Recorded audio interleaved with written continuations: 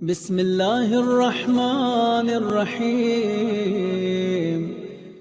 بڑا گہرا ربط ہے حسین میں اور حسین کے نویں بیٹے میں۔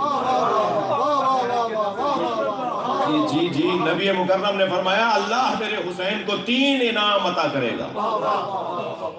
حسین کی قربانی کی وجہ سے میرے حسین کو اللہ 3 انعام عطا کرے گا۔ سب سے پہلا انعام تو میرے حسین کو یہ ملے گا کہ حسین کا قطرہ خون جس خاک پر گرے گا وہ خاک کھا کے شفا ہوگا۔ نبی مکرم نے بشارت دی۔ پہلا انعام اللہ کی طرف سے یہ ہوگا کہ حسین کی خاک کھا کے شفا ہوگی۔ دوسرا انعام میرے حسین کو یہ ملے گا کہ حسین کی قبر کے قریب کھڑے ہو کے جو دعا مانگی جائے گی وہ دعا قبول ہوگی۔ تیسرا فرمایا کہ امامت میرے حسین کی نسل میں قرار دی جائے گی۔ لہذا نبی نے فرمایا میرے بعد میرا پہلا جانشین علی، پھر حسن، پھر حسین، اور پھر فرمایا 9 من ولد الحسین، میرے حسین کے پھر 9 بیٹے جو امامت کا سلسلہ رہیں گے۔ اور پھر 9 میں بعض جگہ نام دیے فرمائے نبی نے، اور بعض جگہ یہ فرمایا جو میں عرض کر رہا ہوں، فرمایا کہ 9 من ولد الحسین، اور پھر 9 حسین کے بیٹے میرے خلیفہ و جانشین ہوں گے، علی، حسن، حسین اور 9 حسین کے بیٹے۔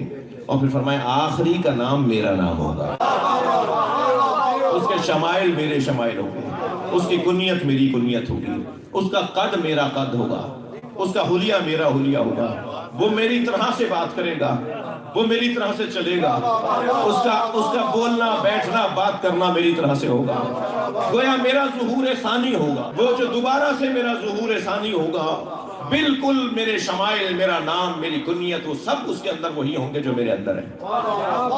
ہاں، وہ جو نواں میرا بیٹا، میرے حسین کا نواں بیٹا ہوگا، اس کے ہاتھوں زمین عدل و انصاف سے مزین ہوگی، وہ ظلم و جور کا خاتمہ کرے گا، رزق آسمان سے ایسا برسے گا کہ لوگوں کے لیے استعمال کرنے کے لیے زیادہ ہوگا۔ اس وقت میں ایسا ماحول بن جائے گا کہ لوگ صدقہ لے کر ضرورت مند کو ڈھونڈیں گے، اور جسے ضرورت مند سمجھ کے دیں گے تو وہ کہے گا میں خود صدقہ دینے نکلا ہوں۔ کوئی مانگنے والا نہیں ملے گا، اس زمانے میں کوئی بھی فقیر نہیں ملے گا، زمین رزق اگلے گی، آسمان سے رزق برسے گا۔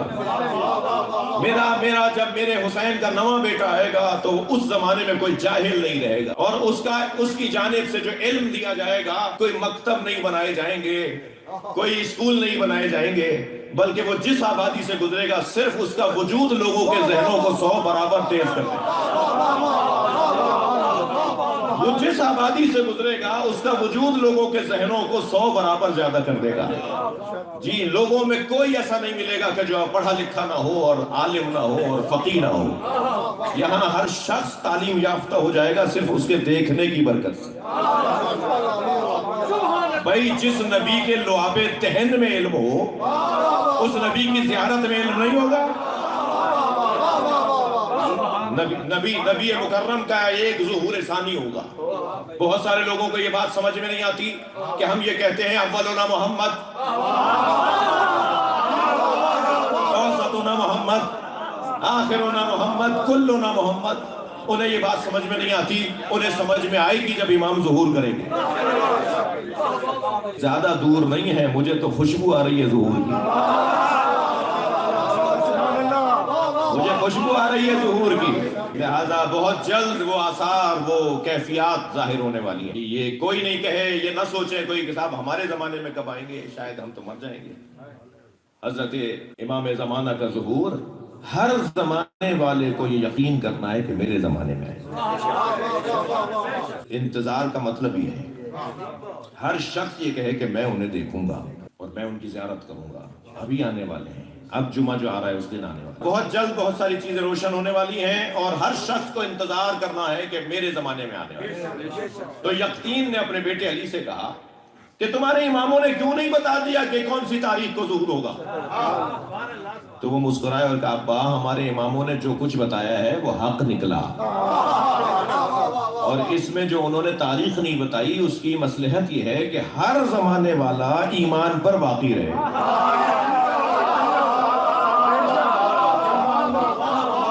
جو تاریخ نہیں بتائی نا ظہور کی، ہر شخص اگر تاریخ بتاتی ہوتی کہ 2023 میں تشریف لائیں گے تو آپ کے میرے پردادا تو انتظار ہی نہ کرتے۔ کہ ہم 300 سال کہاں جئیں گے، ہم 250 سال کہاں تک رہیں گے، تو ہمارے زمانے تو آئیں گے ہی نہیں. اس لیے تاریخ نہیں بتائی کہ ہر زمانے کا فرد کہے کہ اب آنے والے. فرمایا ہمارے اماموں نے تاریخ اس لیے نہیں بتائی تاکہ ہر زمانے کے مومن کا ایمان تازہ رہے، وہ کہے میرے زمانے ہمارے. اور اس نظریہ مہدویت کے علاوہ اس سے بہتر کوئی کسی کے پاس رستہ یا حل ہے تو وہ دے ورنہ مانے. بھائی اللہ 12ویں پر نہیں 1200 نمبر پر امامت کا سلسلہ بنا تھا. کسی نمبر پہ تو رکنا تھا نا اللہ کے نظام کو، اس کائنات کو. وہ 1200 کے اوپر جا کے رکتا یا 12 پہ رکے؟ کسی ایک عدد پہ جا کے اس دنیا کو رکنا تھا یا نہیں؟ تو جب کسی ایک عدد پہ جا کے رکنا تھا تو وہ 12 پہ اللہ نے اس لیے ٹھہرایا کہ ہر نبی کے 12 جانشین تھے، تو نبی کے بھی 12 جانشین ہوں گے، اور ہر نبی کے کوئی نہ کوئی جانشین غیبت میں رہا، کسی کا دوسرا رہا، کسی کا 7واں رہا، یہاں 12واں غیبت میں ہے. یعنی یہ جو طریقہ اپنایا گیا نبی کے 12 جانشینوں کا، حدیث اثنا عشر کا کوئی منکر نہیں ہے. سنی شیعہ میں کوئی اختلاف نہیں ہے حدیث اثنا عشر. نبی فرما کے گئے میرے 12 جانشین ہوں گے. جی کسی کے 52 ہو گئے ہیں، کسی کے 58 ہو گئے ہیں، مگر 12 کو پورا کرنے کے لیے 6 5 کو ایک مرتبہ کراس کر کے کہتے ہیں وہ 4 بیچ میں جو ہیں وہ نہیں ہیں. پہلے 6 ہیں، اس کے بعد پھر جو 5 آئے وہ نہیں ہیں، ان کے بعد جو آیا وہ 5واں ہے، پھر وہ جو 6 کے بعد ایک آیا وہ 7واں ہے، 8واں ہے، پھر 9واں ہے. بعض کے پورے 12 ہو گئے مگر قیامت نہیں آئی. یعنی 12 بھی 58 اور 52 ہو کر بھی 12 ہو گئے. جی ان میں سے نکال کے کہتے ہیں نا، ایک اصطلاح ہے، میں وہ کہوں گا تو کوئی دل آزاری ہو جائے، راشدین اور غیر راشدین. مگر 12 پورے ہو گئے، قیامت نہیں آئی. یہ واحد مکتب ہے جو بند گلی میں نہیں کھڑا، واحد مکتب اہل بیت ہے جو بند گلی کا شکار نہیں ہے. یہ 12ویں کا انتظار کر رہا ہے، اور یہ انتظار در حقیقت آمادگی ہے، تیاری ہے، تیار کی بہتری ہے. انتظار تو انسان کو تیار رکھنے کا عنوان ہے. انتظار وہ کرتا ہے جو تیار ہو، جو تیار ہی نہ ہو وہ انتظار نہیں کرتا. آپ ذرا تجربے کر لیجئے، مجھے آپ مثال کے طور پہ دعوت پر بلائیں تو جو ٹائم طے ہو آپ اس پہ انتظار کریں گے نا. ذرا سی بھی دیر ہوگی تو آپ کیا کریں گے؟ آپ گھر سے باہر نکل آئیں گے، پھر ٹہلنے لگیں گے، پھر کہیں گے بھائی سواری بھیج دو، کیوں نہیں آ رہے؟ جیسے جیسے دیر ہوگی اضطراب بڑھے گا، اور یہ دیر ہونے میں جو اضطرابی کیفیت ہے یہی تو کردار کی بہتری ہے. ورنہ اگر وہ آ جائیں اور کہ صاحب آپ انتظار کر رہے تھے، کیا نہیں صاحب ابھی تو کھانا پکے گا، بھئی انتظار کیسا تھا پھر؟ جی آپ میرے آنے کا انتظار کر رہے تھے اور ابھی کہہ رہے ہیں کہ ابھی تو آلو کٹ رہے ہیں، ابھی تو پیاز چھل رہی ہے، تو پھر آپ انتظار کیوں کر رہے تھے؟ انتظار تو کرتا ہی ہوا ہے جس کا کھانا تیار ہو چکا ہو، جس کا گھر تیار ہو چکا ہو کہ میں مہمان کو دیکھوں. انتظار میرے بچوں جوانوں 2 طرح کے ہیں. انتظار بچکانہ بھی ہے اور انتظار عالمانہ بھی ہے. بچوں والا انتظار ایسا ہی ہے جیسے بچہ ابا کا انتظار کرتا ہے کہ آئس کریم لائیں گے.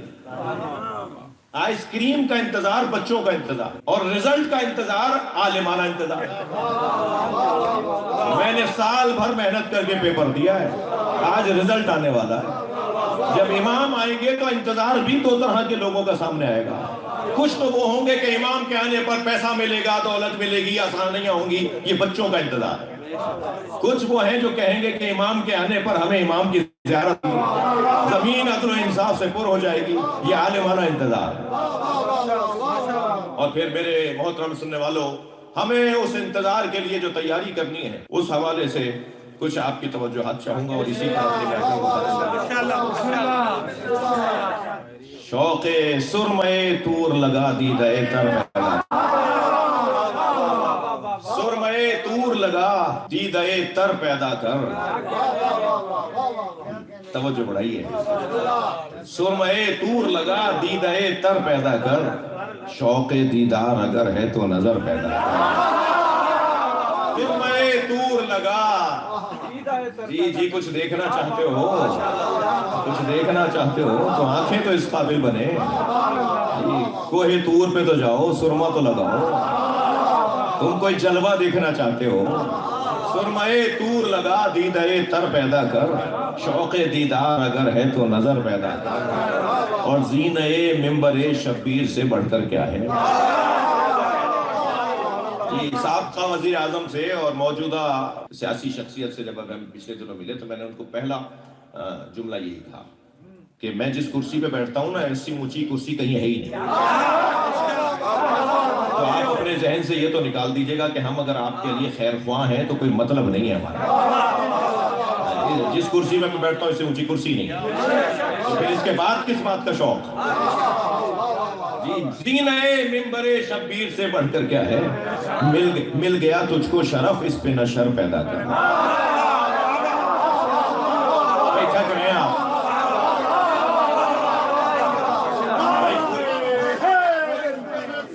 شر پیدا کرنا. زینہ منبر شبیر سے بڑھ کر کیا ہے؟ مل گیا تجھ کو شرف اس پہ نہ شر پیدا کر. اور وارث منبر و محراب ہے غیبت میں بھی. محراب ہے غیبت میں ابھی اپنی حاجات میں اشکوں سے اثر پیدا ہے. اپنی حاجات میں اشکوں سے اثر پیدا کر اور ان کے احسان پہ احسان چلے آتے ہیں. بھائی توجہ بڑھائی گا. ان کے احسان پہ احسان چلے آتے ہیں اپنی الفت میں بھی انداز دیگر پیدا اپنی الفت میں بھی انداز دیگر پیدا کر. اور عاشقوں سے بات کر رہا ہوں کہ ساحل عشق پہ رک جانے سے حاصل کیا ہے؟ ساحل عشق پہ رک جانے سے حاصل کیا ہے؟ ڈوب کر پار اترنے کا ہنر پیدا کر. ڈوب کر پار اترنے کا ہنر پیدا کر. اور آپ کی توجہات میرے ساتھ ہیں کہ کشت امید کو تابندہ اگر رکھنا ہے. کشت امید کو تابندہ ڈاکٹر صاحب تابندہ اگر رکھنا ہے جو ثمر بار رہیں ایسے شجر پیدا ہے.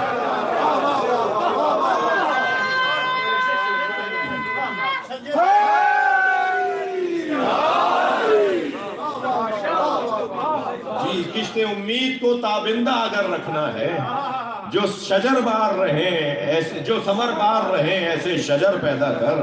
اور الجل کہنے سے آ جائیں گے مولا کیسے؟ الجل کہنے سے آ جائیں گے مولا. بھائی دوسرا مصرع دیکھیے گا.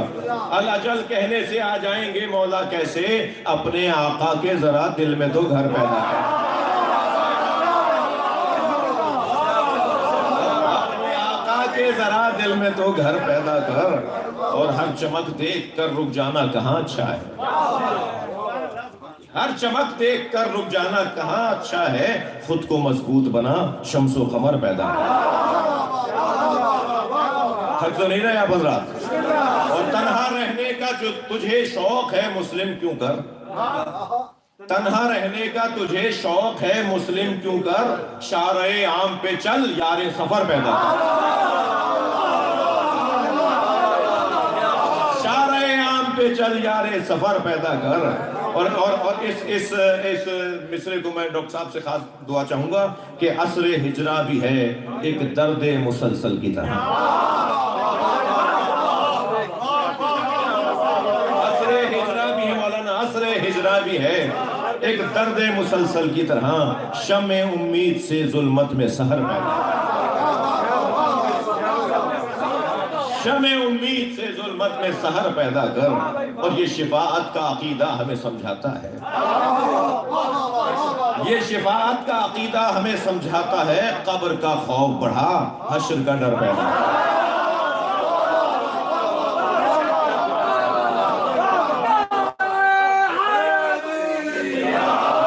یہ شفاعت کا عقیدہ ہمیں سمجھاتا ہے قبر کا خوف بڑھا حشر کا ڈر پیدا کر.